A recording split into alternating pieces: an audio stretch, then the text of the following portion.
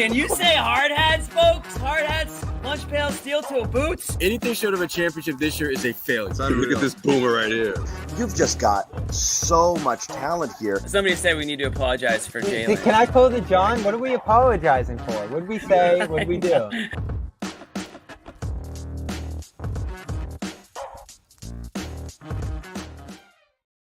Yeah. Oh, shit.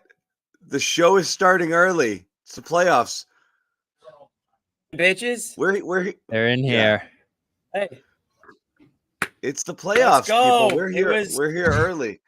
Bobby said he could join us early from the Garden. So we're gonna waste all of this. We're gonna waste Bobby Manning's minutes here with Jimmy vamping and smashing his hard hat. Okay, that's what we're gonna do.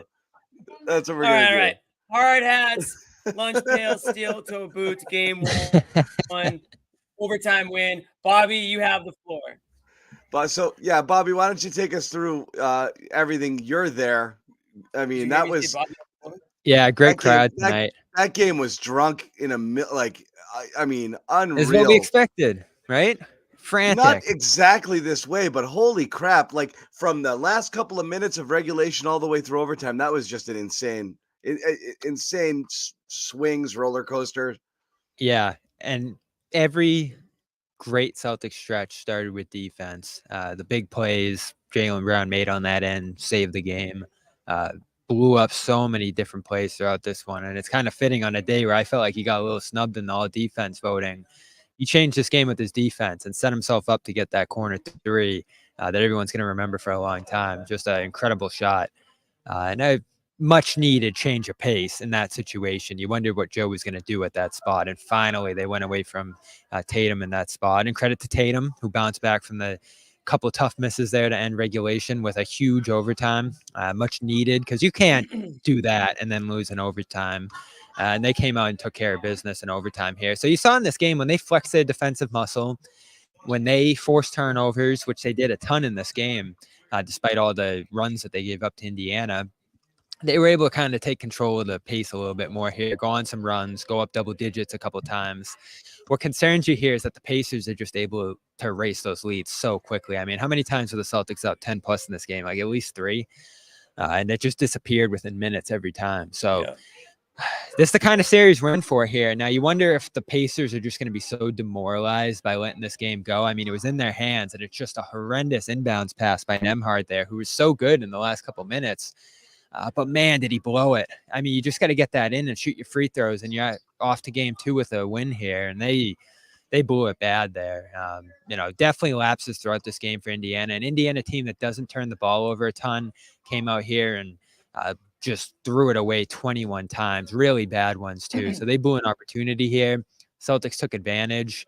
You love the poise the Celtics showed, even after some bad shots in crunch time. There were a couple of really bad possessions to start the final 5 minutes there. But then you got that Holiday dump off to White, the Holiday pass on the inbound, set Brown up. This was Holiday. I mean, I think we said it in that Cleveland series, one of those road games, his best game. He topped it again tonight. This is exactly what you traded for him for. Blew up that Halliburton play at midcourt. He was everywhere tonight and scored almost 30 points, right? 28. Holiday was nuts.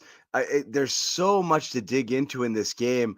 I think like you have to look globally of the story. Like Jaylen Brown's going to get all the love from Celtics fans, and deservedly so. Saved them from certain doom. Certain doom there, but the pressure on the ball with Siakam, just a spastic inbounds play to begin with. Why do you want Siakam running towards the opposite end line? Yeah, it's so insane. Crazy. Running towards the baseline full speed, and you have a timeout. Like, what are you doing there? So the entire play was terrible, but Brown pressured it, put the pressure on, and caused that turnover, and then he hits that ridiculous 3. But again, the Pacers, what are you doing even letting him get there? Like, foul in that situation. Heroic moments from the Celtics. Tatum hits big shots late in overtime after a ghastly turnover. So the swings were all over the place. So for the Celtics, yeah, you're going to feel good. This is a good crunch time win, and you didn't know how they would react to it. But the overall national headline is going to be the Pacers absolutely puked on themselves here in a game that they should have locked up late, and they didn't. And I think that, like, I know tweeted John's this at take. me. It's over. Like, this was like game one Brooklyn. You think it's going to demoralize them? It definitely felt that way. This went from, I tweeted this. This went from a Pacers could win this series outright to they might get swept in like 3 minutes. Like, that's what a big swing that was for the Pacers. You had Boston on the ropes. You were about to walk out of the Garden with a game one win, and they just absolutely mucked it. And I don't know. We'll see. I mean, we'll see how they recover from this, but this could absolutely destroy them. Just one of those questions where you say, they made some did wacky the shots in Celtics this one win, too. or did the Pacers lose it? Oh, the Celtics certainly I think won my it. internet's like screwy because I think I'm cutting you guys off or something like that. Both. It was both. Both teams did enough to win, and both teams did enough to lose. At the end of the day, I'm gonna jump out and jump back in. Okay, at the end of the day, the Pacers made every losing play imaginable after making a lot of winning plays. 21 turnovers. So, the Pacers afforded the Celtics an opportunity to make winning plays. We'll put it that way. And they did. So, I mean, credit the two Brown plays at the end, and then everything they needed, running the offense, getting good buckets, running the offense through White and Holiday in overtime, I thought was key, Bobby, to get the basket. What's that? Getting Tatum around the basket too, especially in overtime. I thought they had some nice play calls at different points there. Inconsistent, because they certainly had some bad ones too. A couple of those plays that went right to the shot clock.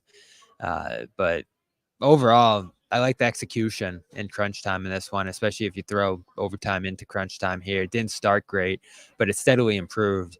And they showed some flexibility in those spots too, going to some different ball handlers, allowing guys to finish plays who normally start plays in Brown and Tatum's case.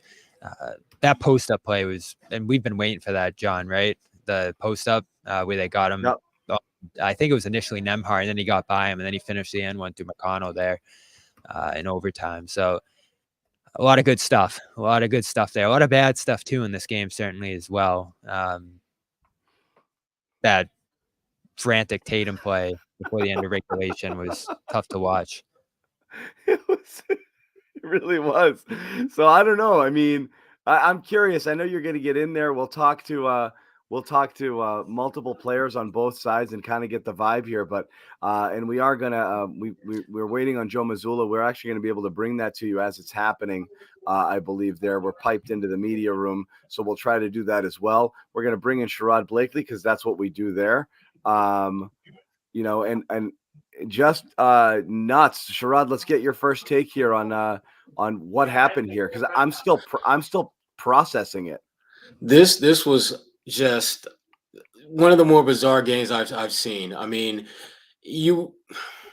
first of all, give Jaylen Brown his flowers now. He saved their asses like no one else could have. And I'm still. I guess the big takeaway is this: we got a chance to look at how the Celtics team looks in late game execution, and it still looked a little wobbly. They did not look as crisp as you would hope they will look in this, but for them at this point, it's about survival. I mean, they found a way to win. It was not pretty. I think if you're the Pacers, you're feeling pretty damn good about going into game two. And for me, I think this broke them, but that's me. Well, I think they're confident that no matter how big the lead the Celtics get on them, they have the ability to come back. I think they're comfortable and confident that they can hang with the Celtics no matter what going forward. If I'm the Celtics, I think you need to really lay the hammer down in game two and don't crush whatever spirit they have left. You need to snatch it now. But there's some things, and I'm sure we'll get into it, that Boston, I thought, did a really good job early on. I thought using Tatum as a screener, I thought was great early on. I thought the fact that they played a little bit of zone early on that kind of threw Indiana off. I mean, Joe Mazzulla, this was like the first time in a long time he made the kind of adjustments that you could actually see, taste, and feel early on. But again, you're dealing with a guy in Ray Carlisle who has been there, done it all. And he was able to, to me, Rick, I think showed his hand a little bit too much. The ace in the pocket is whoever Al Horford is guarding, that's what we're going to go at. And they saved that. They saved that to the very end. They saved that to really trying to really maximizing that until the late fourth quarter. And so that's one of those things where if you're the Celtics, you withstood what did you draw? Sorry, I'm going to try to listen. We're going to try to put up Joe Mazzulla here. It's a little loud, guys. Well executed play by the guys. Just great kind of indecision. I knew they were maintaining. And, I thought D. White set a great screen. I thought Jaylen had great balance and great pass, great shot. So it was just well executed play by the guys. Good situational awareness, situational execution. Joe, just comment on Jrue Holiday's 48 minutes tonight. Yeah. Again, Drew's the kind of guy, first of all, credit to, him and D. White getting all defensive team, but he's the kind of guy that's going to impact the game different ways every night. Tonight it was his scoring, his playmaking, and his defense, a well-rounded game by him. And I thought he just his poise and his demeanor throughout the game fundamental for us. Sorry, guys. Joe, just your thoughts on here. The quality of the basketball game and your takeaways from what you saw guys competing. Nothing other than what I expected. Two high-level teams competing for a great opportunity. And so I expect all the games to be like that, and it's going to be more of that. And I thought both teams competed at a high level. And for us, I thought our guys, obviously we weren't perfect. We can get better. But I thought we maintained a level of poise, a level of mental toughness to just continue to work through some of the mistakes. And that's the bind that they put you in because of the way they play. So we handled it well, and we got to get better. How hard was it to control the tempo against this team? And then especially the way that Tatum was able to kind of slow things down to be physical at the end. How do you feel like you're able to find control in overtime? Yeah, I think you have to find that balance. Like there's points to be had with playing with pace, playing fast. And, so there's that balance there. I thought we handled it well in the first half. I thought in the second half, you got to pick and choose your spots. Everything just depends on the time and score of the game, situational basketball. Like we didn't get organized at the end of the quarter, got an illegal screen and gave them the last possession of their shot. Like just small stuff like that. But for the most part, I thought we played with a level of poise. I thought our rim reads were good. 15 turnovers. I think two of those were illegal screens, and some of them were at the rim. So you're just going to have to find that balance. There's times where you're going to have to play fast with them, and there's going to be times where you have to execute. Joe, you had a couple of times where the lead was up to 12 or 13. Obviously, they're potent. They're going to make their runs as well. But what could you have done in those spots to kind of maybe hold off and minimize their runs? Yeah, I don't expect that's a really hard thing to do with the pace that they play with, the speed that they play with, and the variance that they have. And so you just continue to not to expect that you're going to build on it. You may build on it, you may not. And so I think just playing without the expectation of like, okay, it's 13 now, let's see what happens, right? So I think the guys did a good job of just playing through it. I have to go back and watch. I'm sure there's a couple of times we had live ball turnovers. I'm sure we may have not closed out to a three-point shooter. I think I remember when it was 10, Turner got an open one, which cut it to 7, I think 47-70 or something like that. So there's always going to be, they're going to test your discipline every single possession, whether you're up 5 or whether you're up 25. And so I think at the end of the day, it's like we shouldn't even really look at the scoreboard. We should just keep playing as much as we can. Joe, Jason struggled in the fourth quarter a little bit early in overtime. What can you say about kind of how he's able to shake off misses, turnovers, and kind of make the shots he made down the stretch? Yeah, I know it's 12 for 26, pretty efficient. I think he just missed some good looks, some open ones. But I thought he just plays with a level of poise and a level of comfort knowing that the next one's got a chance to go. And so he got this exact same shot that he got down 3, and then he made that one. So just staying with it, man. Like you just can't have any expectations about how it's supposed to go. You miss a layup, you miss a 3, you give up something, like it just doesn't matter. And I thought our guys had that kind of mindset, and credit to him, just changing the frequency. He was handling a little bit, then he was screening, spacing, got some catch and shoot shots. So I thought it was just a well executed game by the guys in the fourth quarter. Joe, Jason was a plus 20 in his 45 minutes. What made him just so effective on the floor? You took him out at the end of the third, and that's when Indiana immediately made their run. What was he doing to be so effective when he was on the floor? I think the other guys played a part in that as well. But for the most part, I thought his shot selection was good. I thought the ability to either handle and screen got us open looks for whether it was himself and others.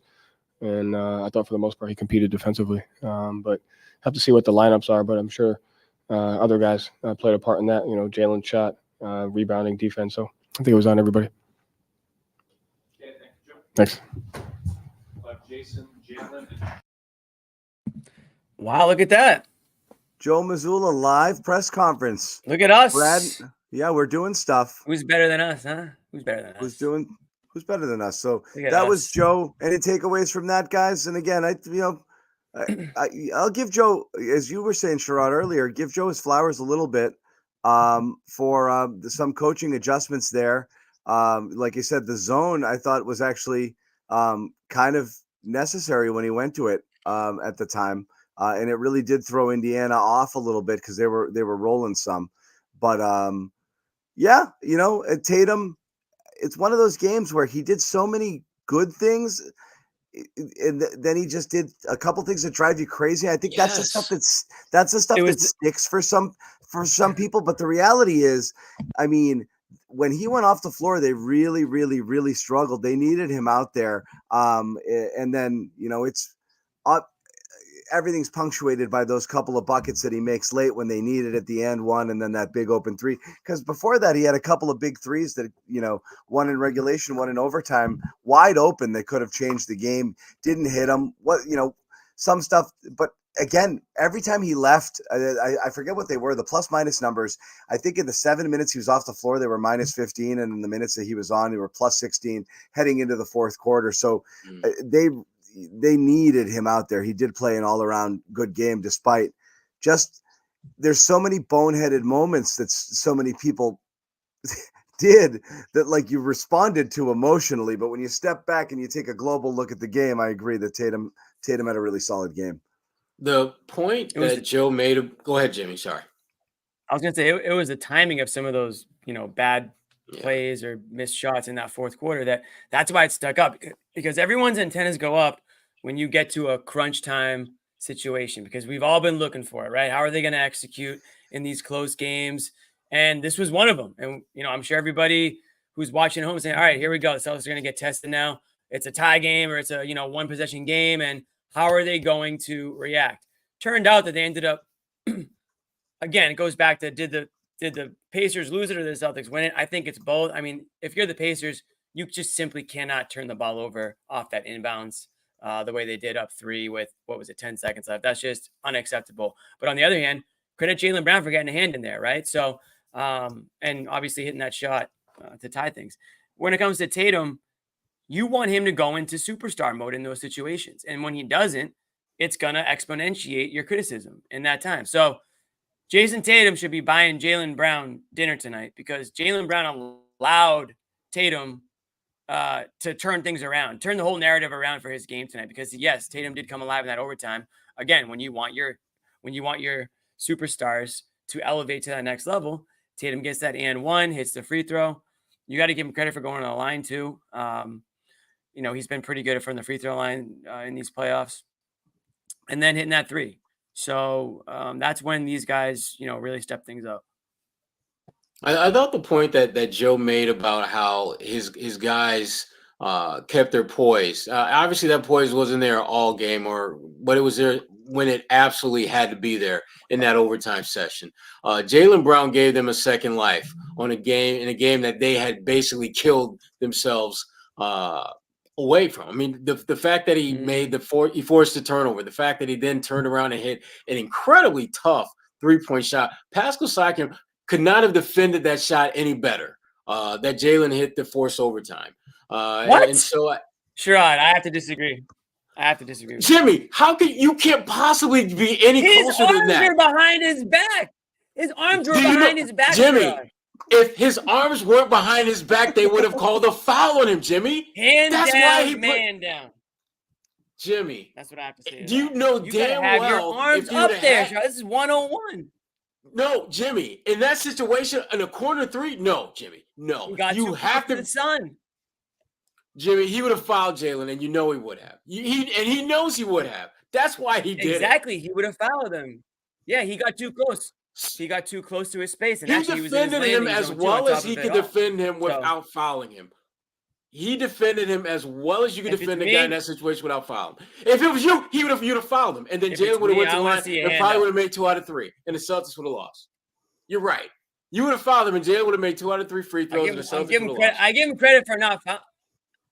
I give him credit for not fouling him, but guess what? Jaylen Brown hit the shot. So maybe you should have fouled him instead, if that's really the case. Because I think you got to put your hands up in that situation. You know who was great? Guys, we can argue about this all game. We know what we don't have to argue about? How good Jrue Holiday was. Oh, my We're going to God. listen to Jrue a little bit.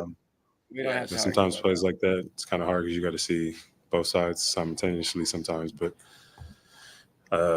saw one side and looked the other side, and Jaylen was wide open, so just kind of had to lead him to the corner, and it's a great shot. He pretty much did everything. How would you describe the battle for tempo in this game and probably in the series where obviously at some point in time you want to play in the half court and both teams seem to want to get in transition? Yeah, it definitely was a battle, and we know what type of team they are. They're never going to give up, and we've seen that not only during the year, but especially through their playoff run. So I think just trying to be as consistent as possible as on the boards and trying to stop them in transition. They pass the ball up so well. They move the ball so well, especially off the rebound that sometimes it gets tough, but someone will probably go back and look at his transition defense. Jrue, first of all, how do you feel after 48 plus minutes play of basketball? Feel pretty good. We had a break for a while, so I'm all right. So the break helps. 100%. When you look at kind of pulling this out, like they have a couple of turnovers late, everybody was kind of like thinking like, okay, it's a game 1 loss, and all of a sudden it flips. What do you take from that? Is that just resilience? Is that, do you sit there and you go, whew, we pull one out here? I think we always knew that there's always a chance. We've seen crazy stuff happen all the time. So I don't think that we think we lost the game until we actually lost the games. And that's part of the reason why we were so resilient, toward the end of the game. Like I said, anything can happen. A couple turnovers, a great shot, great look by JB. Or on the other end, we make a couple of those shots that were wide open, and it could be a completely different game. So just the type of team that's gonna keep on fighting no matter how long and no matter what it takes. Jrue, I just want to ask you, you're probably the guy who has had to, sacrifice offensively the most throughout the year. How do you stay ready to have a night like tonight where you scored 20 points after halftime and every single one of those points was critical?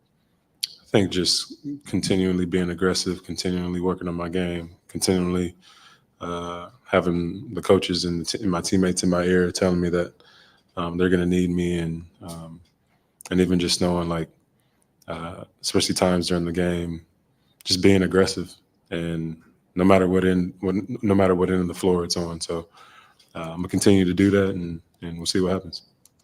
Jrue, Jason had a turnover midway through the fourth quarter that led to the 3 free throws for Halliburton. It looked like after you went over and said something to him, I wonder if you remember what you said and what you thought of how he finished with those 6 points in the last minute and a half. Really just to be aggressive. I think it was just a miscommunication on our part, on both of us, but really just talking about figuring it out, and if that happens again, what we're going to do. So.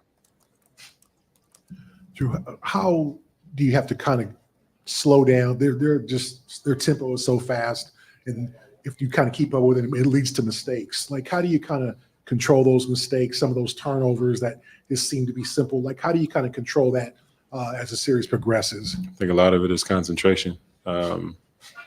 Making the right plays. We know that they're going to play fast, and they're going to be very physical, but we are too. So make the right plays, make the right passes, be tough with the ball, and then execute from there. I think being aggressive and kind of finishing your food at the rim and making those layups will slow them down somewhat, just because they have to take the ball out of the rim.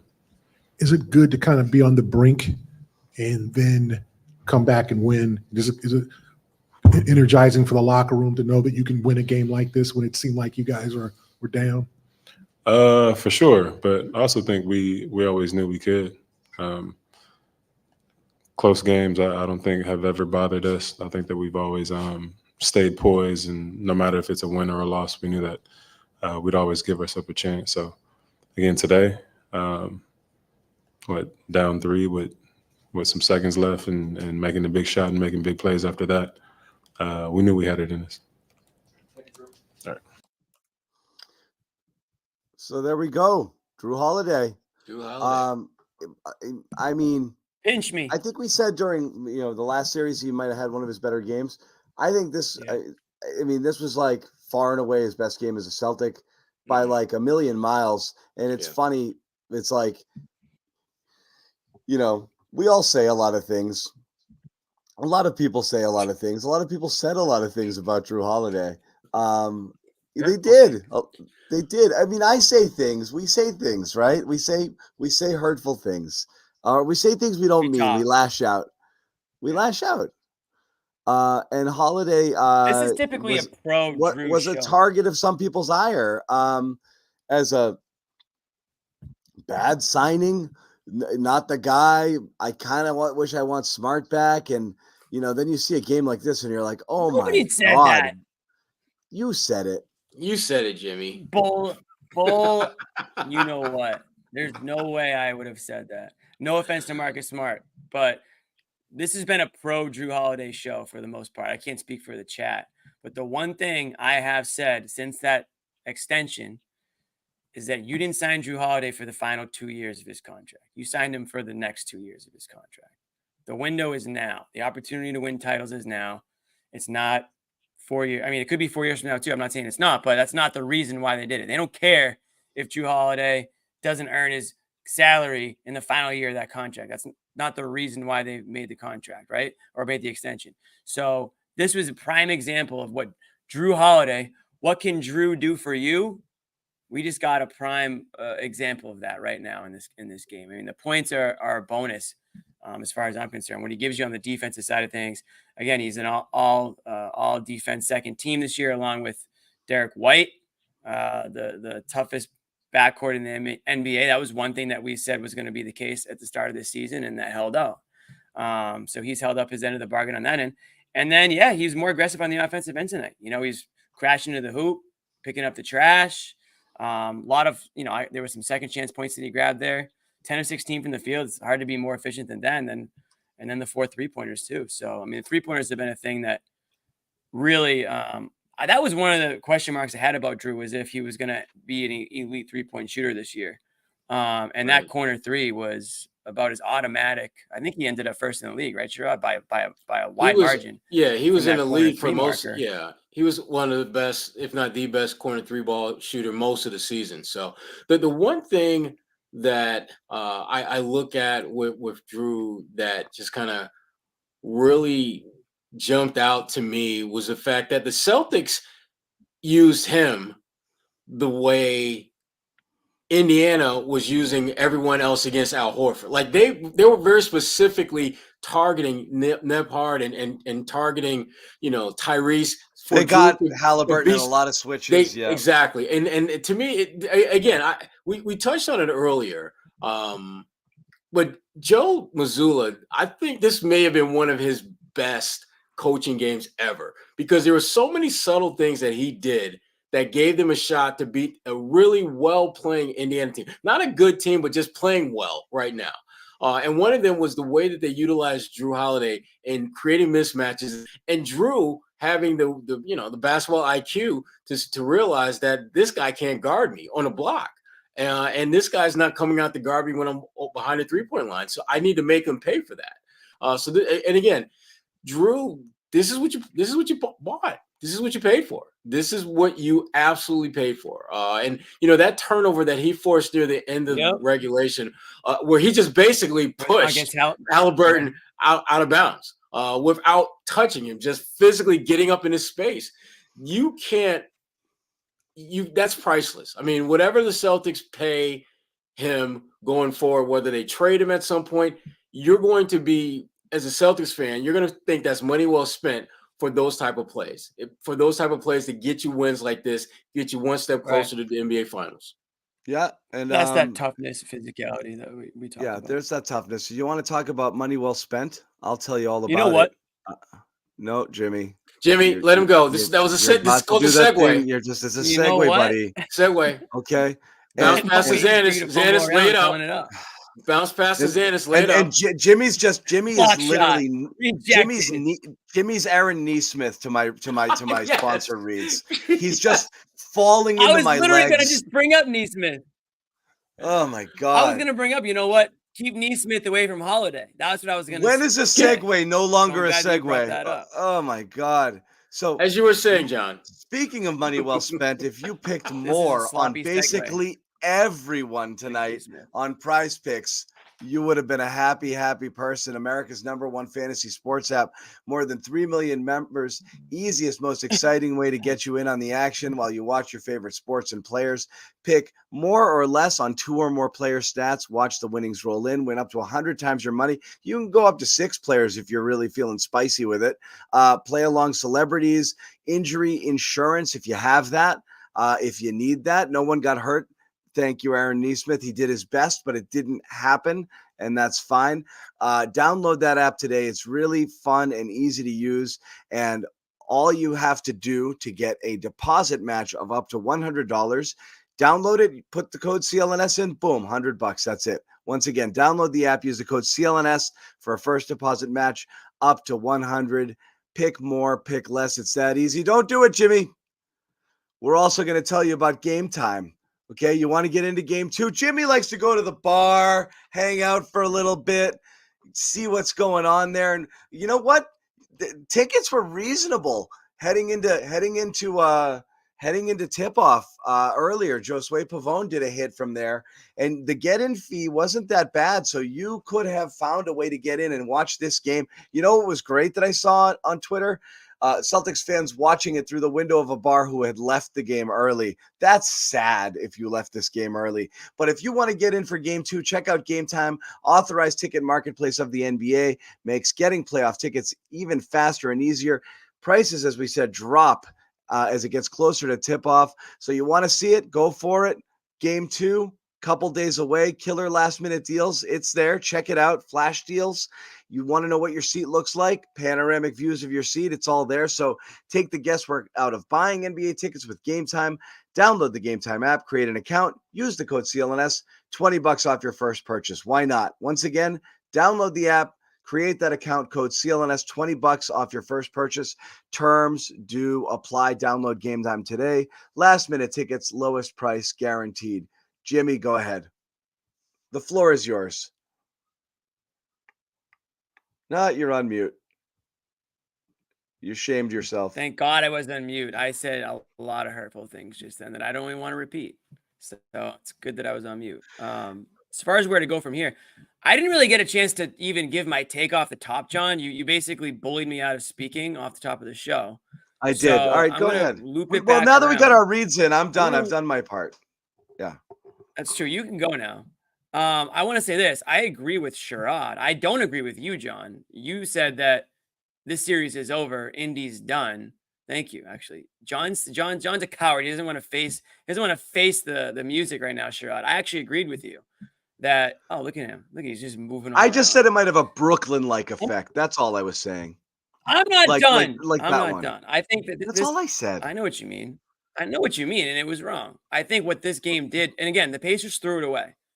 And they shot the hell out of the ball. Who knows if they can keep up that clip? But here's the thing. They led the league in field goal percentage this year. So it's really not that crazy that they did it again tonight in the way that they did. It's not crazy. We talked about this on the preview show last night. You blink, they're going to drop 10 points on you. That happened tonight a couple times. The Celtics went up double digits a number of occasions tonight, and all of a sudden it's a tie game again, or the Pacers take the lead.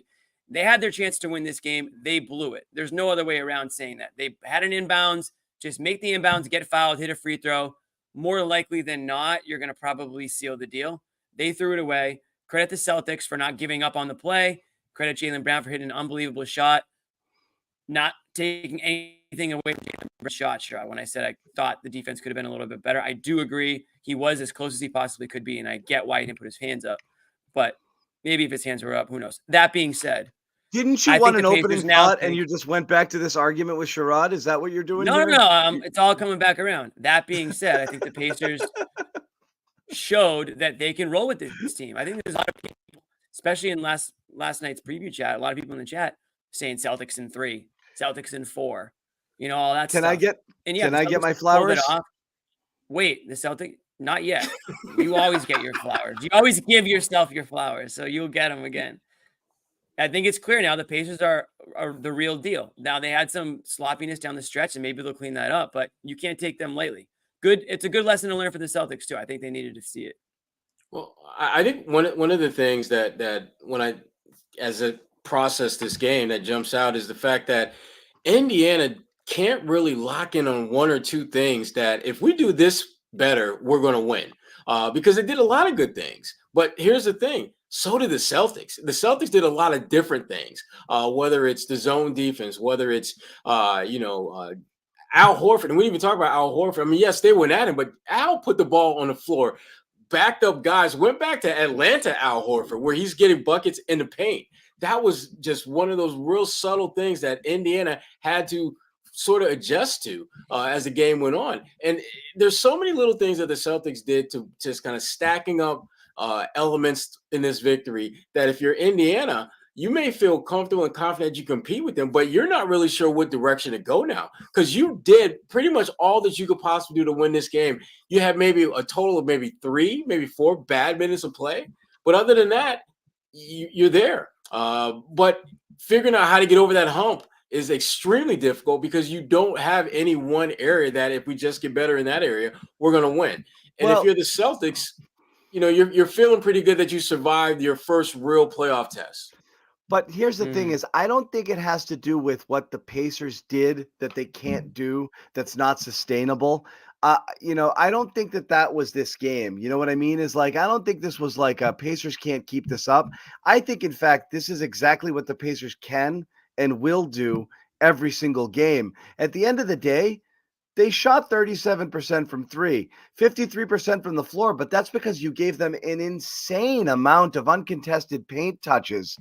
Their numbers there were just lapses in defense. The Celtics at times were really weird on the switch. They looked like they'd never seen a pick and roll before. Crazy. And they were both playing. You can't play drop and switch and leave people completely alone. It's one or the other.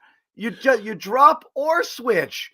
They were just dropping and leaving guys alone. It was so weird. So there was major execution issues that the Celtics did. Indiana did what they do. They just come at you. They come at you. I know Jimmy wants to not track meet, and it's very sane philosophy. And I think a lot of people are calling for the same thing, like grind it out. The Pacers make it very hard to play slow against because they're coming no matter what. It's really hard to slow down. You actually have to take advantage of opportunities. You have to get out in transition. Their defense isn't very good. Yeah, their defense isn't very good. You want to get those matchups. You want to attack. You don't want to bog it down and have them be able to set and see what's coming. You just want to go at them a little bit. So you have to go punch for punch. You just got to tighten up. They just didn't do it. It was really, really just I odd. mean, Toppin giving you 15 off the bench is not something I expected. So there was stuff they weren't ready for, which was strange because, as I said, they're both they're dropping and switching sometimes. Some of the switches were very weird. There was just odd communication on a lot of stuff, and but the Pacers make you frenetic. They come at you, and that's kind of what they do. The only way to avoid it is you just got to maintain defensive discipline. You stay in front. Not go into these lapses. The Celtics pissed away. I mean, they're not 15, 20-point leads, but they had them up 12 3 times and got it back down to 0, or the Pacers took the lead. So that's what's going to happen. You close your eyes for a minute, and they're right back on top of you. So I believe, and I know, I'm not fully serious where I think the Pacers are totally cooked. I do think this could have a demoralizing effect because it was literally there and they had it. But I think from an approach standpoint, they're just going to keep doing this all series long. And they are real. This team prior to Halliburton's hamstring was far and away the best offense in the NBA, miles ahead of everybody, and kind of ground back down a little bit, got closer to earth and closer to the pack.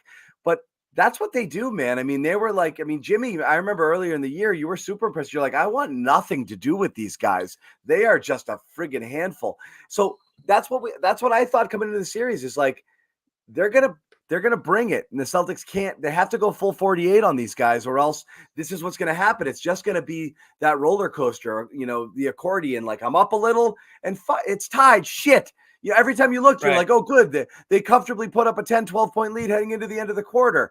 They did it for the half. Boom, back down to tied. They did it heading into the third. Boom, it's a 2-point game. And it just never stopped. So they're Right. like that. They're I mean, real. And the bench, this- and we didn't get into this stuff. This was my concerns. Porzingis being out, and I know there's a report that he's coming to the fourth. This is going to be a problem. Yeah, Joe realized it fast. He tried to make those Cornet rotations really short, but holy crap, couldn't keep on the floor. Hauser is officially unplayable. The Pacers bench demolished your bench. Yeah. So you've got some issues here that X factor. that Indiana can exploit. It's not just the Celtics just flexing their chest and being better. There's areas where the Pacers are going to make the Celtics work for it. Yeah, the Cornet minutes were just absolute trash. I mean, you look at Turner's numbers and you look at when Cornet was on the floor. That's when he got going. I mean, he was playing pretty good before that, but he really was in takeover mode then. And you're right about Hauser. I mean, I love Sam. He's a good player, but this is a horrible series for him because there's literally nowhere you can put him. It's a little too fast. Yeah, I mean, the little thing too is, fast for him. Sam, there's just not an ideal matchup for him at either end of the floor. They have athleticism and length and youth, and he's not getting any kind of airspace. And when he has just that glimmer of hope, he's missing those shots. I mean, he's not getting the kind of shots that you need him to knock down. And Pritchard is pretty much all they got off the bench at this point. Yeah, so I'll ask this because a lot of people are clamoring for it. This is where you're a little stuck if you're Joe. Like Joe did what he had to do in this game, but he burnt everybody out because you really only played you're playing an 8-man rotation, but you only played Hauser for 9 and Cornet for 13, which means you ran everybody into the ground in an overtime game. 5 starters plus 40 with Horford, the low man, at 40 minutes, White 42, Brown 44. Tatum 46 and Holiday 48 friggin' minutes. That's unsustainable against this team with this pace of play. That's a problem. So now if you're Joe, you have to decide, am I going to get a little sneaky with it? Am I going to try Brissett in here for the athleticism? Or can I even dust this guy off when I haven't played him in 3 months? You absolutely can. Am I going to try Keita? What? I don't know. I don't think you can. I don't think he will. And are we going to try Tatum at the 5? Yes. But he won't. So this is it. Like, there are some issues here. Like, what happened last time Al played 39 minutes or this many minutes? He came out and he was absolutely gassed next game. I don't think you can do this back to, with him and expect this level of, this level of play. It's asking a lot. I know X-Man and, thoughts and prayers and, condolences to his family, the passing of his father over the weekend. That's why he missed game 1. You're hoping he comes back at some point. But he's definitely someone that they're going to have to use because of his switchability in this series. And I think he might take Cornet's minutes wholesale at this point. I don't know. I think he should, but I don't know what's going to happen there. I think you got to go with O'Shea at some point, not only just because. Did I call him Jacoby? Did you? No. I sometimes do. Not yet? No. Okay. No, but O'Shea, I think you have to play him, one, because he seems to be I think a better fit for this particular opponent. 2, it's a team that he's familiar with. He used to play for them, which, again, that institutional knowledge can be your benefit. And 3, he can't be much worse than what we saw from Luke. It was just bad. I mean, Luke had a couple of nice plays where Tatum drew attention and dumped off to him, and he made a couple baskets, but just his defense was just absolutely horrible. This is the point here. The Pacers have one big. Just mirror Turner with Horford and then just play small the rest of the time. You really don't need it. You don't need it. I agree. And I'm hoping that Joe will make some adjustments from game 1 to 2, because we've seen historically he doesn't. He pretty much goes with game 1 blueprint for game 2. I'm hoping that he sees some things that they can do better and addresses them, and if he doesn't address them going into the game, be able to address them in the game. Like Because that's my biggest frustration with Joe. Just in-game adjustments don't seem to be there in game twos. Yeah. We're gonna hear. I'll say this. I mean, what are we gonna hear? Nothing. Go ahead. I think I'm Run, on a Jimmy, split-second run. delay or something. No, go for it. Let's Run, hear it. Jimmy, Let's run. hear Al. No, I was go going to ahead. say, Get your I point in. I like the idea of trying Tillman. I think he looked. I think you're trolling me. Are you messing with me right now? No, you're on a significant Am I on delay. delay or something? All right, then just skip me. Go. Just Jimmy's go. my You're good, guy. you're good. I might be on a delay. I don't even know if I'm on a delay. Like maybe I'm a not 4 even or on a 5 delay. second delay. I already checked this once. No, there's no chance. What I was going to say was I like the idea of Tillman. He looked a little slow the last time I saw him out there. That's really all I was going to say, but I still like the idea of giving him a try. Brissett, I'm fine with giving him a try too. He's not going to give you anything on offense. He never has. So it's not really a big deal if he's quote unquote cold. You're not expecting anything of him on that side of things. And yeah, the switchability of both those guys are going to be better than Luke. Proceed. Dang this fool. We need to bring Tangway back. Yes. Yes. No, we're gonna hear from Al. We got a couple different bites, but we're gonna hear from Al on. I guess it's called Al Shot. I'm guessing it's on the last shot from Jaylen Brown. So we'll hear that.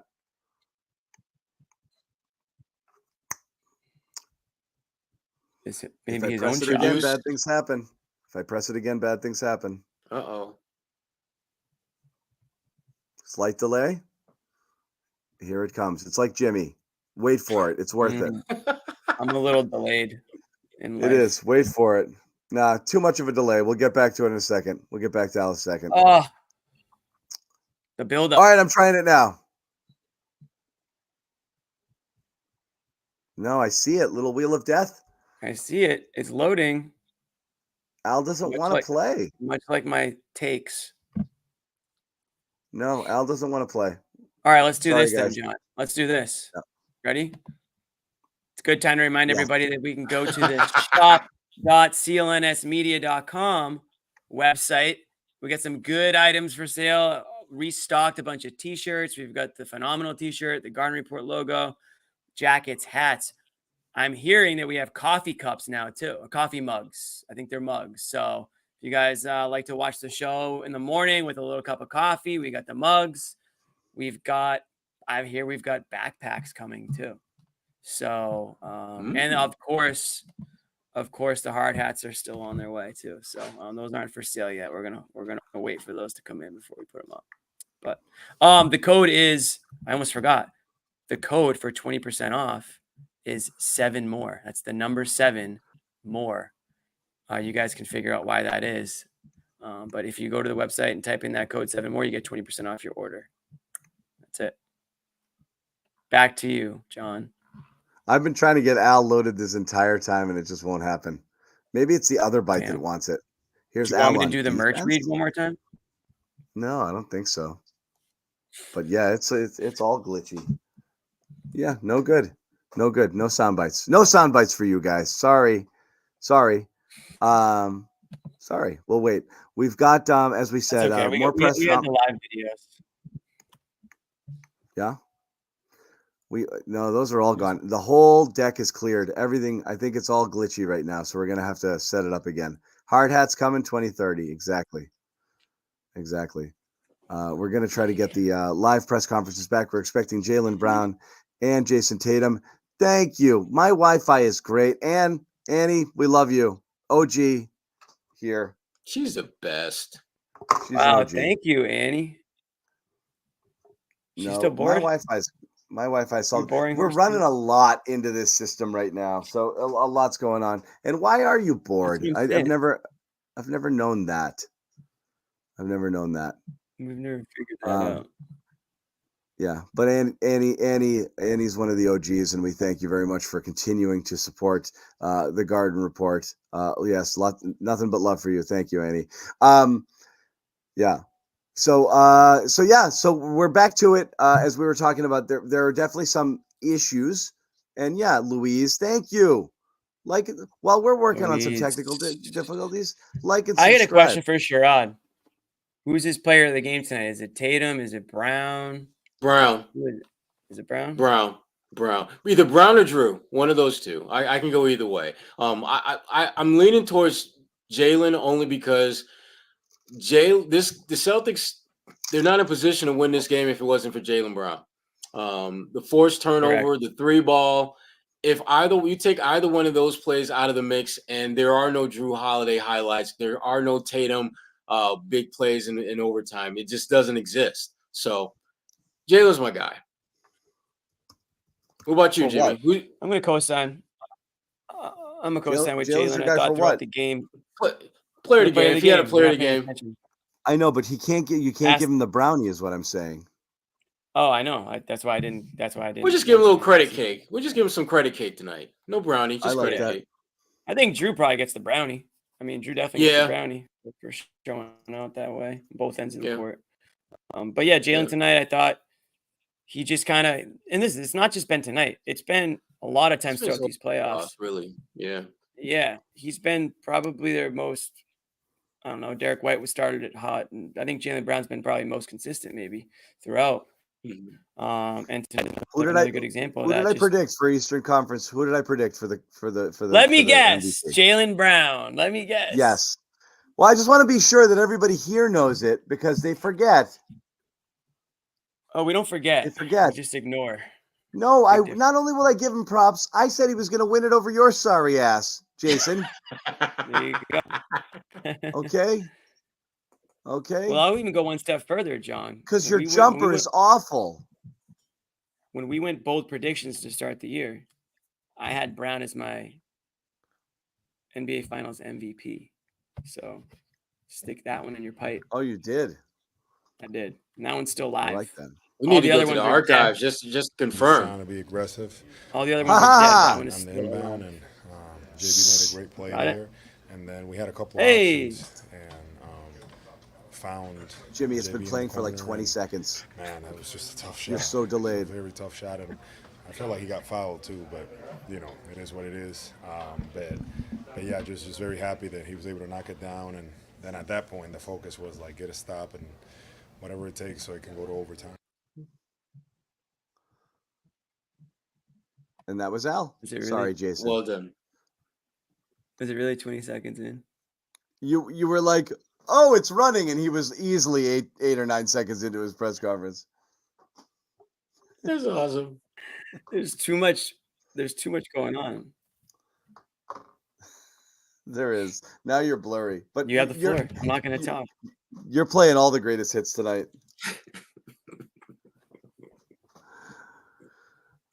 I don't know what to tell you. I don't want to talk. I don't want to say something at the wrong time. You really have been Neesmith tonight, Jimmy. Here it is. I got to get my somber voice out. Yeah. You have become Aaron Neesmith tonight. Totally worth it. I think the chat's been going so hard, it's making my computer slow. Honestly, I think that's it. Yeah. The bandwidth is not contained over here.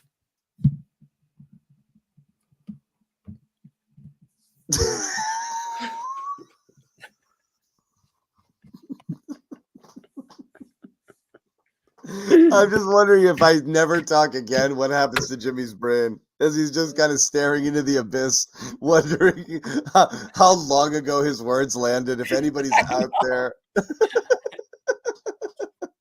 I don't even know what year I'm in right now. Jimmy blames the chat. The chat's not having any of that, Jimmy. I think it is. I can't figure the hard hat. Like if, for any comic book fans there, like Magneto, for X-Men, Magneto's helmet is designed to block the telepathy of Charles Xavier. He doesn't want Charles in his head. Jimmy's helmet blocks the Wi-Fi is right now, and that's what's happening. I think it's blocking a lot more than Wi-Fi, to be honest. Yeah. Oh, it is. Oh, Jimmy. Oh, damn. It is. Yeah, we'll get there. As we said, we're gonna get Bobby. We're gonna hear from Yes, I'm watching X-Men 97, but that's not the point. I collected X-Men as a kid. Clearly, he's watching X-Men 97. Look at this guy. I do. He was born to watch I have comic boxes books. and boxes of X-Men comics from I do. I love it. I love that stuff.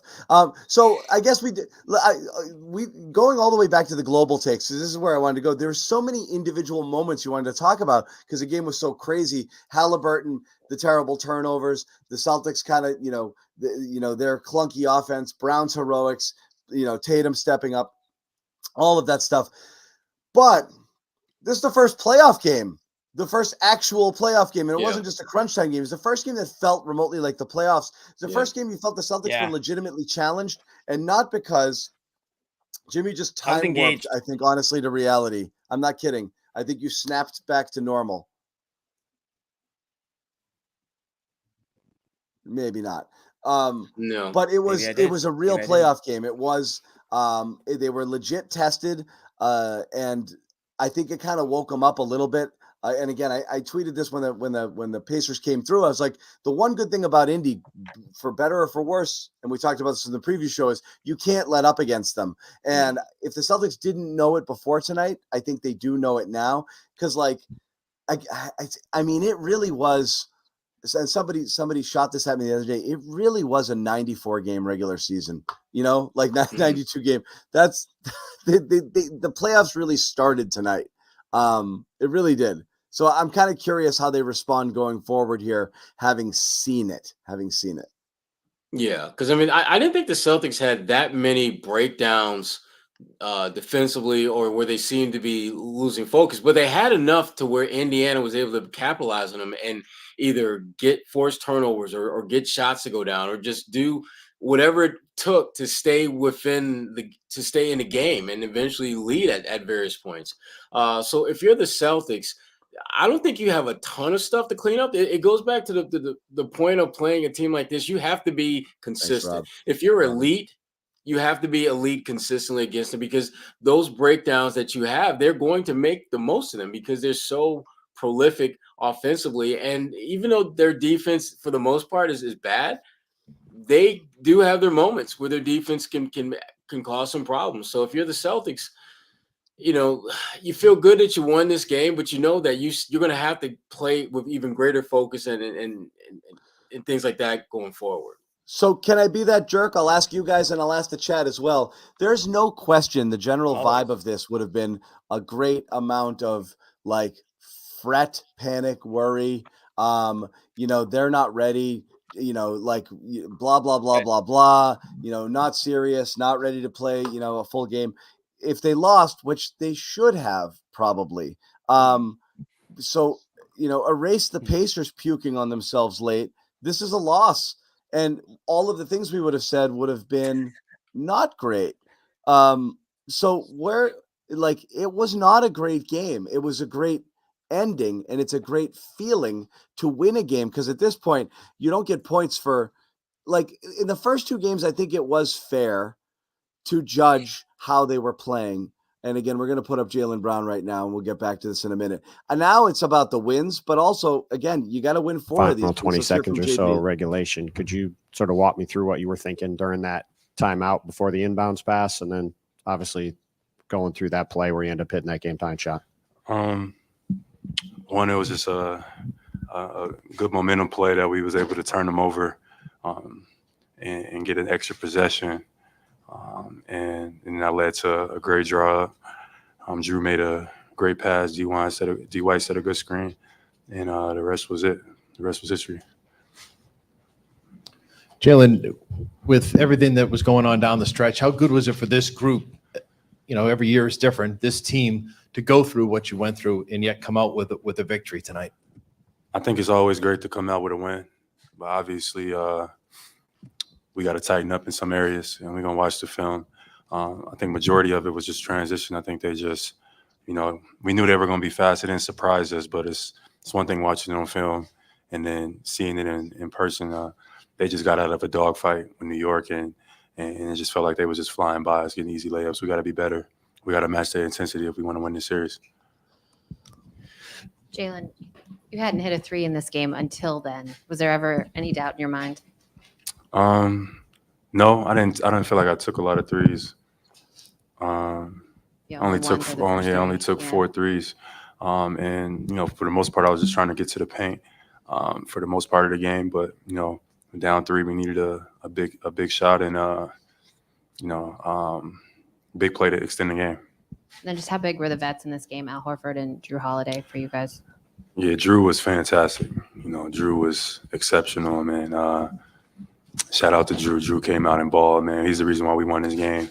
I think he just was poised. He took advantage of his matchups. He just was so elite, and that is a lot. And he's guarding Halliburton, picking him up, chasing him around. Like that was special from Jrue Holiday. And now, being able to come out, knock down shots, make some big plays at the rim. Those two guys were great for us tonight. Jaylen, obviously, it looked like the game was lost there at the end, and a lot of people in the arena thought so. What does it take for you guys to continue to believe, even with 10 seconds left, and you need a 3 to go out there and execute and make those plays to win? I mean, welcome to the NBA playoffs. You just got to manage your emotions of the game. Anything can happen. The game is not over until the final whistle. Welcome to the NBA playoffs. The final buzzer sounds. And that was a good example of that. We was able to turn them over a little bit towards the end. One with Halliburton on the sideline, and I was able to get the deflection off of Siakam that just extended the game. And it's not over till it's over. And we found a way to win this game at the very end. When you guys were struggling in the fourth quarter to kind of get back into it and struggling to get stops, was the fact that you hit that shot and you get into the overtime, you still survived? Was that what kind of like got people locked in to execute in the overtime? I guess you could say that. I know that we all was thinking like we got another opportunity here after that big shot. Everybody was thinking the game was lost, but when that shot goes in, now we got an opportunity again that gave us a little bit of life. I think that's fair to say. And we found a way to close it. In OT, JT had some big baskets. Played well in OT that helped us, push us over the hump. Jaylen, over here, on that game-tying shot, was there maybe 1/10 of a second of doubt in your mind that maybe this doesn't work? I've got coverage. Maybe I should kick it out or do something. Or were you committed to the shot? And also, what did you see when you took the shot? Yeah, before the inbound, I was just talking to myself. If I get this shot, it's going in. And I was just telling myself the whole time, if you get it, it's going up and it's going in. And I happened to create some space on that backside, and was able to make a big time play. But we got to be able to move, channel our emotions, move on to the next, and get ready for game 2. Jaylen, just how good was that game? And can you feel that as a player when there's good pace and kind of teams battling to figure out pace versus half court? How good was the game? And do you feel like this is where their series is going to go? Yeah, I feel like the Pacers, man, they came out and played extremely well, man. They played with pace, they played with force, and they made it tough on us. They got a lot of baskets in transition, and we just gotta match their intensity. We got to be the harder playing team. We got to sprint back. And it's just a different series, and we got to adjust. Now we'll be ready to go. But it's good to come out with a win on our home floor.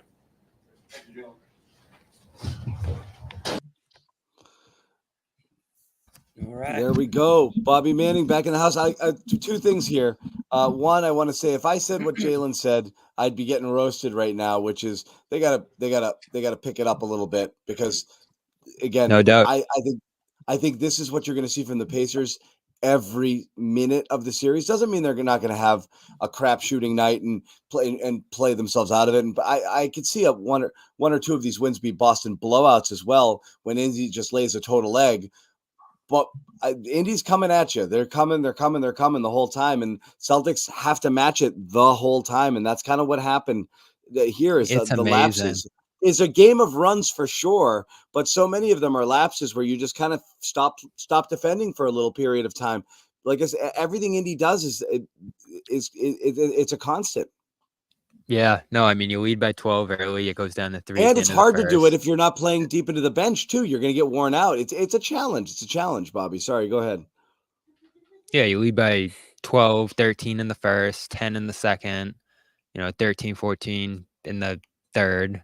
And they came back every time. It All of took them. 4 Yep. leads, 4 or 5 leads throughout this game. It's amazing what they were able to do. It was great to watch. I mean, the way they move the ball, make an extra pass when they're right at the rim and a guy sneaks in, and oftentimes it was Siakam just, putting it up and in again toward the end of the shot clock off an extra pass. It's a lot to keep up with. And that was a lot of the conversation on the Celtics side. I know Al Horford said that they were willing to live with some of the mid-range pull-ups, so they weren't devastated by those. But there are still plays that he especially felt like he needed to clean up. You can hear it on the Indy side too. And, I asked Al this morning how much he expects them to go at him. And, Miles Turner was just saying, like, start of the game, he's on me, guarding that pick and pop. Later in the game, he's on Siakam. And they were just trying to get the ball wherever Horford was for a lot of this game. So something we talked about in the preview, right? You can't play him 40 minutes. Can't have him handling this level of load defensively. Got to get a little creative here in different ways. And I know we didn't talk about it much on the top end of the show here, but it's disappointing. The Celtics didn't get to some of the small ball looks you were looking for, John. Certainly earlier in the playoffs when you had opportunities to at least try it and get a look at it and work on it. It's late. It's late to mess around. That's the thing. You don't do it in the regular season and work on different types of things. Of all of the experimenting they did in the last 20 games of the regular season, what you would think that would have been more of it. Like, let's try small lineups. Let's try this. Let's try that. But now you're 2 rounds in. You haven't played Brissett a minute. You haven't played Kate a minute. You haven't done a small ball lineup with Tatum at the 5 for more than a couple of minutes. You're not gonna go to these things now. I think you're without Porzingis. You're jammed up. You're going to have to find ways to sneak Luke in. You're going to keep putting Hauser out there and hope that he has a good stint or two where he knocks down some shots. And Pritchard, who didn't really have a great game either, was really the only viable guy. But when Porzingis comes back, you're probably going to reduce that rotation to 7 and just play these guys into the ground. I don't think they're going to try anything different at this point. Yeah, and it was an You interesting might see stat some from Tillman. Tillman might take some Cornet minutes because of switchability. Yeah, and he obviously this wasn't series. available tonight. Yeah, exactly. Jason Timpf tweeted out a synergy stat that the Celtics have the worst pick and roll defense in the playoffs by a mile, giving up .109 on the pick and roll. So you see it, right? Siakam makes got sense. into the paint repeatedly. They looked like they'd never seen one before. Like every time there was a handoff, guys got downhill. The defense was not very good tonight when it wasn't forcing turnovers. And, some of that, again, by design, giving up 2s in favor of 3s. But I also think they have lapses there, and you can't just give up wide open layups. That's the conundrum with the Celtics, right? And I don't know how much of this is tactical versus just simple execution. They play drop. They play drop with Al. It's what they do. They were dropping so far that they gave away some really, really early shots without anybody even trying. They were both dropping and switching, it felt at times, Bobby, which was really weird. They were like really just leaving guys completely open, early on, and or giving them lanes to get downhill. The amount of paint touches and paint, looks that the Pacers got were insane. It was a layup line at times. So I think that's where people get stuck with the Celtics. You see them and you're like, they have a lot of good individual on-ball defenders, but something's not always right. Whether it's the tactical approach of the way they choose to play and concede certain looks, or just simple communication and execution, they were off. They were off at times. And it's so weird to see, because then you see possessions where everybody locks everybody up and the Pacers are just dribbling around in circles and can't get anything close to a good look.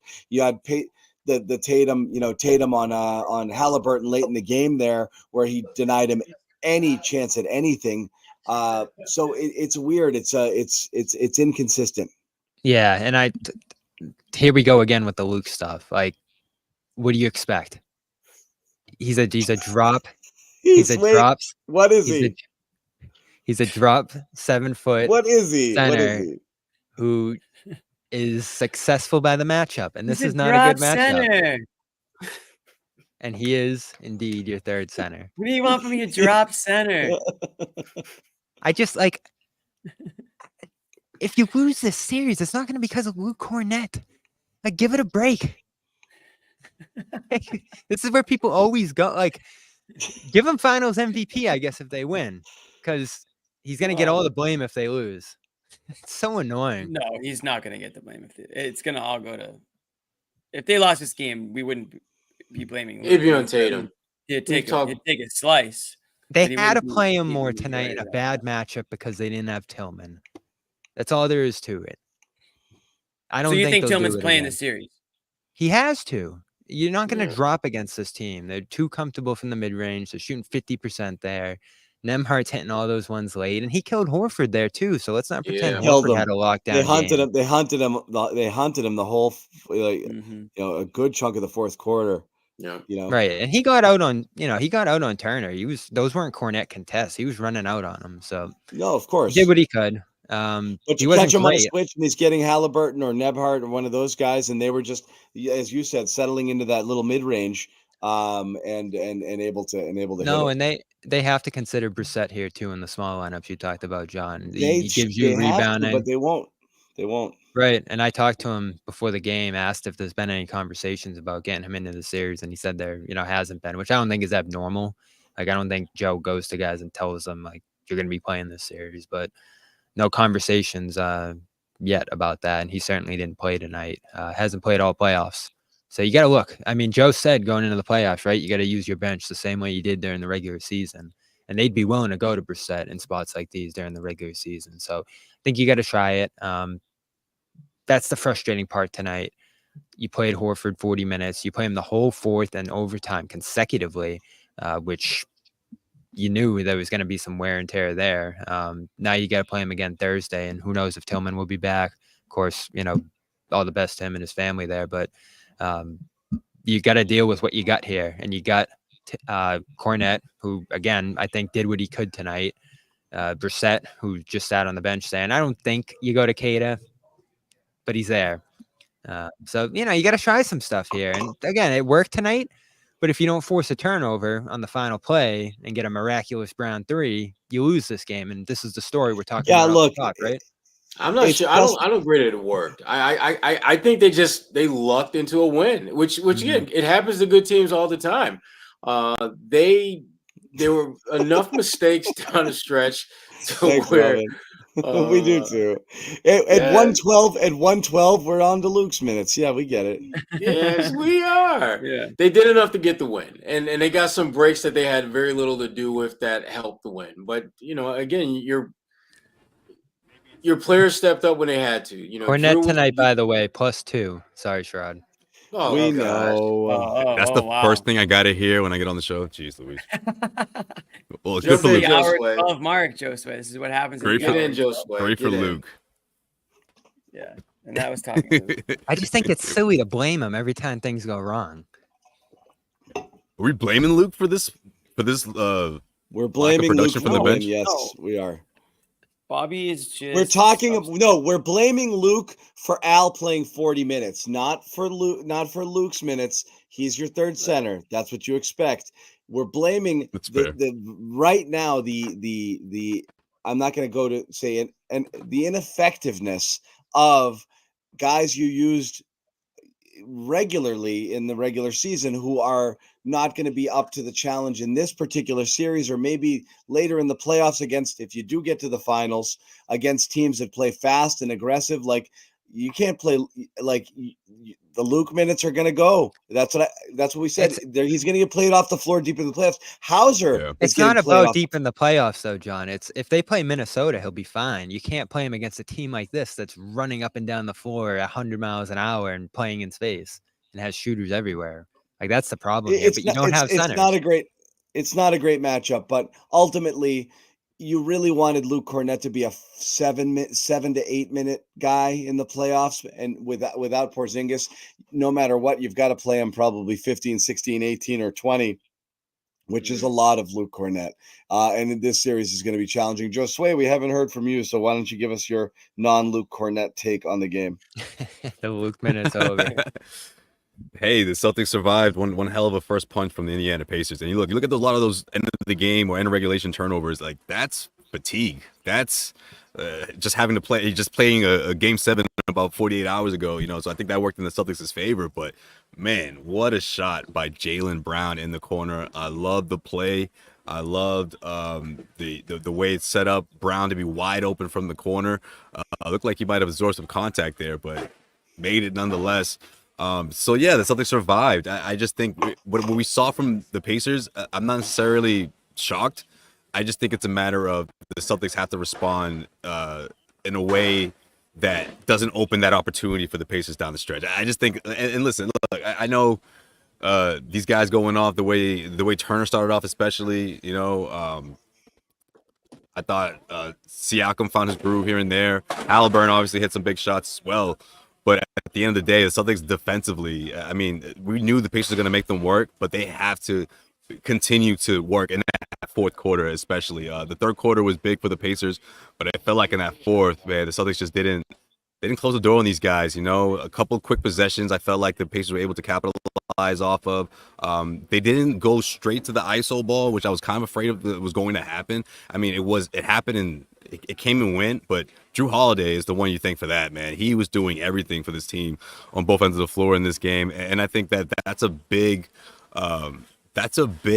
weapon in this series if you're looking at what the Pacers have to deal with. I mean, obviously there's Tatum and there's Brown. Al Horford even was productive in this one, Derek White, but Jrue, man, just coming up with timely stops, making the right plays, the right reads, the way he was guarding Halliburton, towards the end when he knew he could sense that these guys were tired, especially mentally with the turnovers and everything that was happening with the Pacers. And they collapsed, and I think the Celtics did a really good job of obviously forcing that and then carrying that momentum into overtime. I just felt like Pacers didn't have a shot, going into that extra period. They were winning in that extra period. I mean, they were up 4, right? They went 4-0. They were up 4, man. Yeah, but those possessions, man. Like, that's the thing. We talked about this during the preview show. I mean, it's a big reason why I thought that New York would have just enough in that game 7 when they went on that huge run, and it wasn't at the end of the game. But I mean, how many times in that series where the Pacers, like, it shouldn't have gone to 7 if you look back on it, they make those mistakes, whether it's in the final minute of the fourth quarter or with the games on the line, and all they have to do is essentially wait to be fouled. You apply pressure, I mean, they're going to collapse. Again, coming off of a game 7, it's not always going to happen. I think it's prone to happen at some point in this series. But when you think about just where they are and all these guys playing close to 40 minutes, all the starters, it was just bound for the Celtics to not only for the experience to take over, but just the rest and everything that they've been doing the last week, getting ready for the series. Yeah, it was uncharacteristic. They had only turned it over 14 plus times twice before tonight in the playoffs. And tonight was obviously the high by far for them. So, yeah, Josue, like you mentioned there, the game 7 probably plays a part in that 2 days ago. I know Turner just said they showed their age tonight. They didn't play with poise, is what he said. And I think the big question, and John led off the show with it, is does a loss like this just demoralize them? And, I asked Turner, like, how difficult is it to actually bounce back in a series when you open with a loss like that? And he said it's not difficult at all. I know Siakam said, if they just be themselves, they're going to be fine from here on out. So there's certainly confidence on that side still, but we'll actually see how it plays out. Yeah. One thing I did want to mention that, that it wasn't like if you're on the Indiana side, if the Indiana postgame show is talking about something we haven't mentioned at all, can anybody guess what that is? About Celtics or Pacers? This game right now, if you're on the Indiana Pacers post-game show, free throws? you've made a lot of it about free throw disparity, which was 30-10. And I gotta say something. Maybe the most perplexing thing I find in all of Celtics fandom is this somehow notion that the league is out to get the Celtics. Like, do you believe in this world that if the league is in fact rigging things, you think they're rigging it for the Pacers, like, to get to the finals? Like, no, or do you think last round they were rigging it for Cleveland? That's one thing you don't have to worry about here. Like, guys, come on. Like, come on. And I don't think anyone can feel that way. Today, I got to tell you, it was uncomfortable watching how many times like the Knicks series was uncomfortable. How clear it was that they wanted New York to win it. And in this game, like the Pacers were getting bumped a ton on balls and nothing. Halliburton got bodied in transition at one Oh my point. God!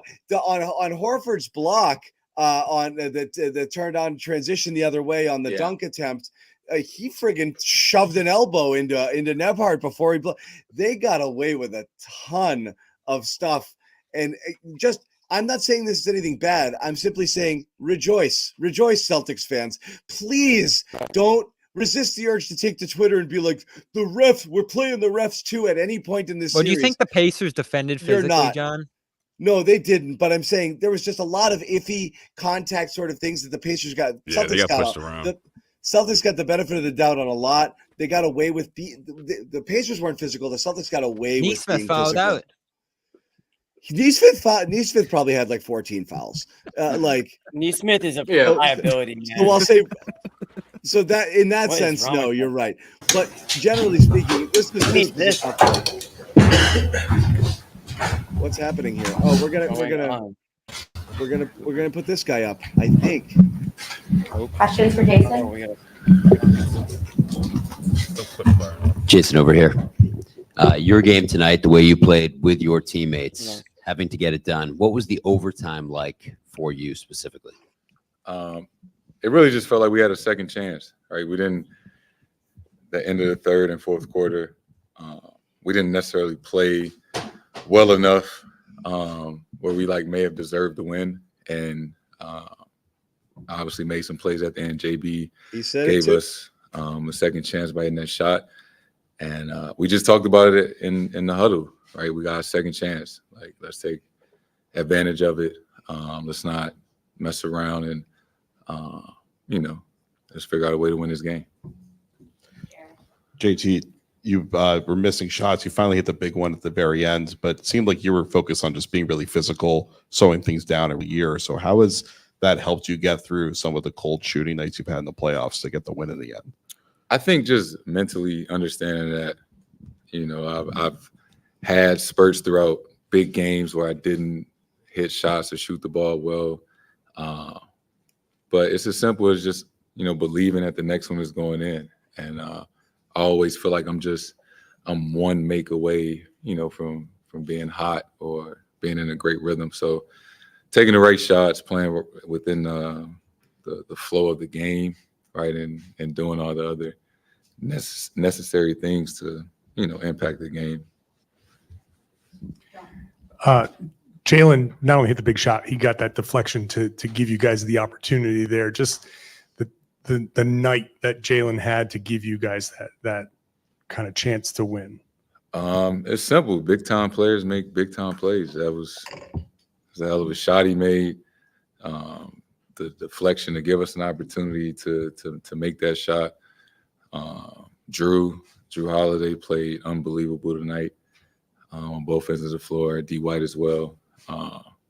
This is the definition of a team win. Jason, you had that turnover that led to the pivoted free off of throws by Jaylen Halliburton. really Like fast. after that, Jrue kind of said something to you while he was at the free throw line. I don't wonder if you remember kind of what he said and how is it easier for you to shake off the shooting slumps in game now than maybe it was a couple of years ago? Yeah, that was. I'm so glad we won that game because I would have been sick.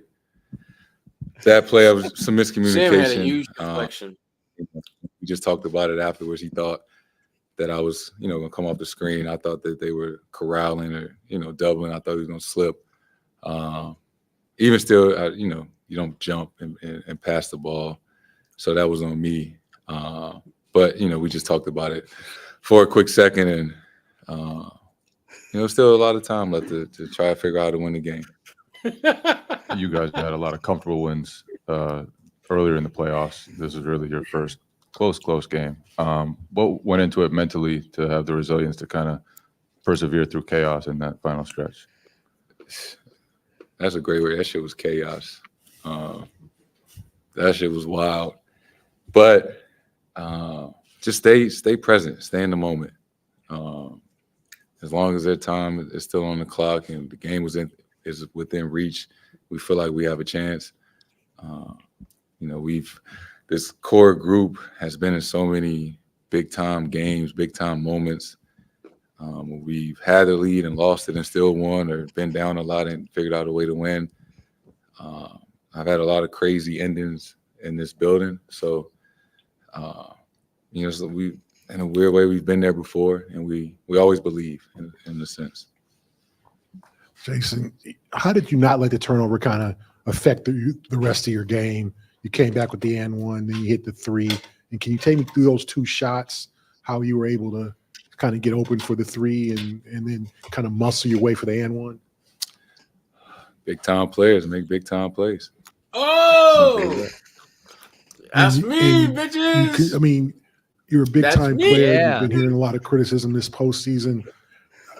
What is this? This might just prove it for till game 2, but what does this prove to those who might comment about, what you haven't done this postseason? Doesn't prove anything. We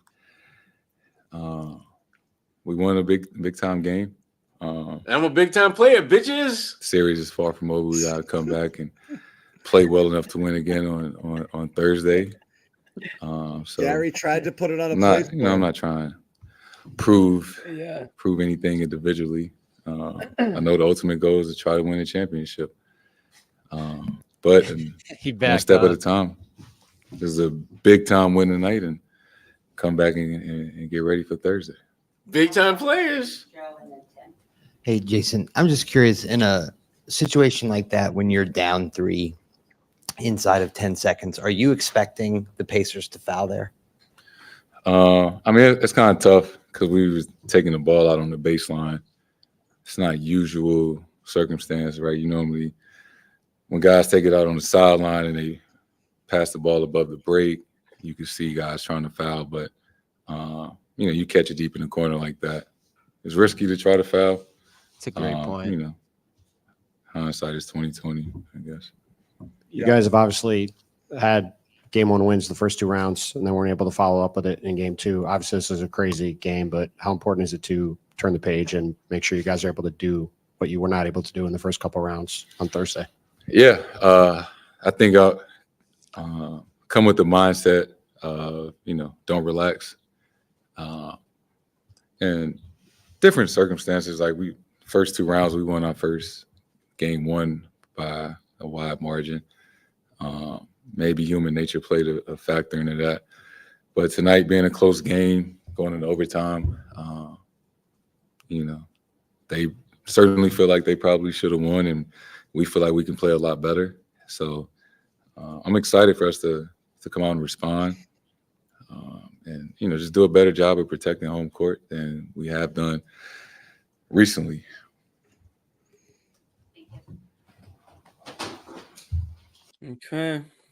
Okay, great comments by you, Jimmy. But again, John Zannis, big time comments from you. Josue, big time comments from you. Big time podcasters make big time comments. Yeah. You mentioned it earlier, John, because he just mentioned the baseline inbounds. That's because they turned it over, falling out of bounds on the baseline. I just know. brutal. Yeah. Just brutal. And Siakam did say he was thinking about fouling, but he saw Brown square up and he couldn't do it. There's nothing better than when we've been doing a show for 90 minutes and everybody's tired. A Jason Tatum press conference to put us all to sleep here at the end of the night is really the lullaby that we needed here. But you know what? I'll take it. I'll take a little cocky. John, we're big time podcasters. We can handle it. We can handle it. He earned it. Should give Jaylen his flowers though. That was weird. This dude. Only 3 he Jaylen made all night. Jaylen Brown literally saved your ass from getting grilled. But he gave him the big time players line, but then he took it back by giving it to himself too. Yeah. This was priceless. I thought plenty of big shots in this building. Yeah, Jaylen hit the shot, which was cool, but I thought Luke was pretty good. Sam had that deflection, guys. Yeah. So how does this trainers, ball boys, everybody showed up tonight. It's a team effort. I do wonder how Hauser had that rebound. The Celtics to react here, because John mentioned off the top he thinks Indy could crumble off this. Certainly possible. Yeah, I know they're talking a lot about like all the things they did well and they're confident because they were right there, had the game in their hand. How did the Celtics react to this? Because obviously a lot of boisterous commentary there about his performance in overtime and turn the game around at the end of the fourth. Like, as we've talked about here, they got to play a lot better than this. They do. And so I think that's the number one takeaway. And I think look, this is a series. This is a real series. One of us, most of us had Pacers in 6. I mean, Celtics in 6. I had 7. I think it's going to be a real series. And I think the Cornet trickle down is the reason why it's going to be this close and competitive. Not the Cornet, the Porzingis trickle down. Sorry, you put it in there. You put it in my head. No, it was the chat. The Porzingis trickle down is going to be a problem because of the how this bench is going to play, and I think we saw some of the stuff that happened tonight. But you escape with the win, which means you get to reset and kind of deal with some of your issues the next day. One thing we'll say, Joe has been pretty good at adjusting from game to game. And he did some stuff tonight that I thought was decent as well. So, we'll see when they go and look at it, how they choose to play it. And I'd like to see if Joe comes up with something, it's not radically different, but you might want to tinker a little bit here, and teams do this. So, let's see what happens. But it's going to be a competitive series. I think we saw that tonight. And I don't think the Pacers are going to lay down here. So the Celtics are going to have to bring it. Guys, any closing thoughts? We're going to wrap it. We're at the 90-minute mark, and we're going to let Bobby and Josue do their work from the garden. The first of the floor guys are going to come up and do their stuff as well. Anything to add before we wrap it? Got to be better. Got to be a little better. Find a way to protect the paint, please. I thought Miles Turner was way too comfortable out there. They all were. They were just running past, running. They've been the worst in the league at it. Especially when Luke was down there. Not to keep throwing shade at Luke, but yeah, they got to figure that out. With everybody, it was Al, it was everybody. Why do you got to do that to Bobby? Welcome to the playoffs. This felt like a playoff game for the first time. Great atmosphere tonight. It sounded. I mean, I'm just saying, obviously from watching on TV, but it sounded a lot louder. It sounded like the fans were really more riled up for this one, but just the energy in that back and forth game, you couldn't help but just feel that this had a different vibe to it than the first couple of series. So we'll see how it plays out. My final thought, and we're not really here to beg, but it's fair to ask. Please like and subscribe to this video if you do like it. You've hung out with us for 90 minutes, and we've been about 3,000 strong on and off throughout. So you're out there. I think you like something about it. You might not like us, but maybe you like each other in the chat, and that's reason enough to give us a like and subscribe. So please do that, and make sure you tune in next time. And again, we only expect the audience to grow as they go deeper. Jimmy, how many wins? Mm-hmm. Jimmy, 7 more. 7 more wins to go. Go to the merch store. Go to the merch store. That's also the code in the merch store. You guys get your t-shirt orders in now. I'm being told that orders are going to be mailed out end of week, so a couple days for shipping, and you're going to have your t-shirts on. I'm not going to jinx anything, but if the Celtics do advance, you'll be watching it in style for sure. Yeah. 7 more. Yeah. 20% off. We do appreciate you guys for hanging out with us this entire time. It was a ton of fun. We will see you guys on, what is today even? Tuesday? Tuesday. Right. On Thursday. Go back Thursday. Thursday. We're doing it. Shut up. It is officially. It's technically Wednesday. You're messing with me, man. It's Yeah, not until we you will go see to you guys. sleep. Bobby and Josue Garden Report After Hours coming up on the channel in a little bit. Also, you can go check out the Aussies First to the Floor over on their channel. They're going to be doing their thing. Great basketball coverage. One of my favorite podcasts on the CLNS Media Network. You don't want to miss those guys. They know their stuff and they bring it with the enthusiasm every single night, regardless what time or what day it is over there. They bring it. So absolutely go check those guys out if you want to continue the conversation, continue the party. Celtics win 133-128 in overtime, lead the series 1-0. We will see you guys tomorrow, technically, right, Bobby? Wink. Wait, Amit's got an outro for us, I think. No, he doesn't. He said he was going to work on an outro. He had a phenomenal game. Phenomenal game. Forfeit's out. I think it's an option. That did not sound like a chair. It was a freaking chair. It does sound like a chair.